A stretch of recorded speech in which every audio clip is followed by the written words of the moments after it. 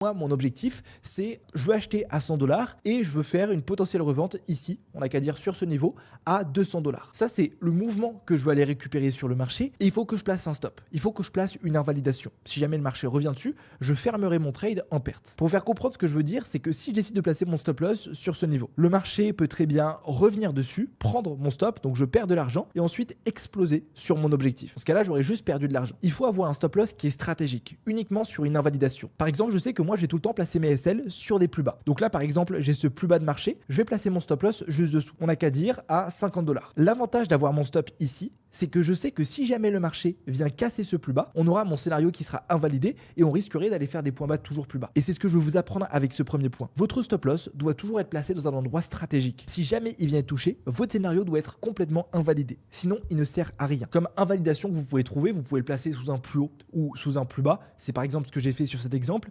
Vous pouvez aussi le placer sous votre zone clé. Donc si par exemple vous travaillez un order block sous votre order block, au-dessus de l'order block, si vous travaillez une imbalance, support résistance, c'est la même chose.